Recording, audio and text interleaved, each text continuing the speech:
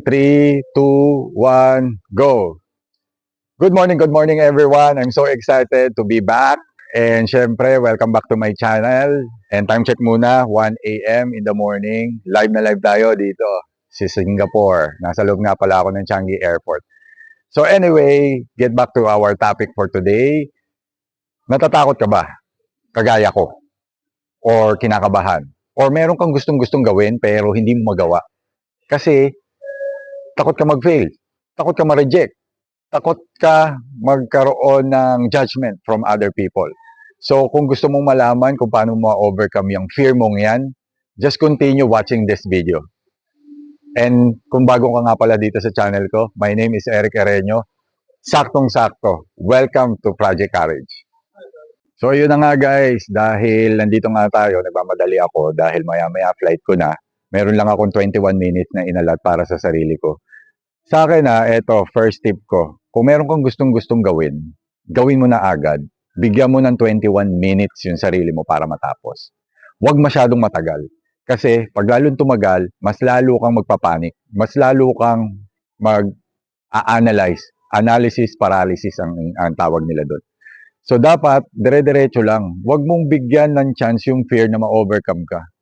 Kailangan, mabuild mo agad yung momentum. Di, kagaya kanina, di ba? Nagbilang agad ako 3, 2, 1, hindi pa ako ready. Pero prepared na ako.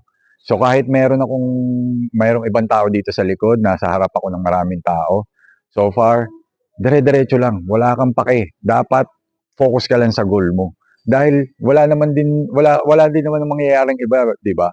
So kung hindi ka magre-risk, hindi mo makikita kung ano yung magiging result mo. Okay, tip number 2 nga pala. Quit your lame excuses. Kasi madalas, panay tayo palusot. Panay tayo pinpoint sa ibang bagay. Panay tayo turo sa ibang tao na hindi natin kaya, na madami tayong ginagawa, wala tayong oras, masyado na tayong pagod, or sobrang stress na natin. So, at the end, wala rin tayong na-achieve na bago. So, ayun lang, siguro, quit na natin yung mga ganong excuses. Diretso lang tayo sa magagawin natin. Kaya mas maigi talaga, simulan mo na yung gagawin mo, ito na yung signs para sa iyo. Ito yung final tip ko, no? Kasi mas nakakatakot sa fear of failure, yung fear of regret. Kasi ang dami nating maaaring mamiss kapag hindi natin nagawa yung isang bagay. May share ko nga lang pala, no? Naalala ko tuloy. Siguro hindi naman talaga ganito kalakas yung loob ko. Nasanay lang talaga ako ma-reject ng ilang beses. Nasanay lang ako mag-fail ng ilang beses. Kaya etong skills na to, natututunan to as time goes by. Hanggat maaari, mas maaga kang nagfe-fail, mas maaga kang nagre-risk, mas maaga kang nagre-reject, mas dumadami yung experiences mo. So kung hindi ka nag-start dati pa, wala ka na-achieve sa ngayon.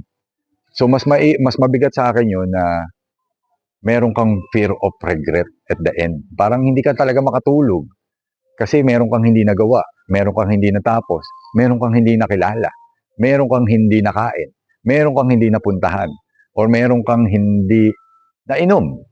So mga ganung bagay, yung fear of regret ang mas nakakatakot kasi in end of the day, lagi nating questionin yung sarili natin. Ano kaya? Marami kayang what if na nagtatanong sa atin na, what if kung nagawa ko yun, ano kayang result?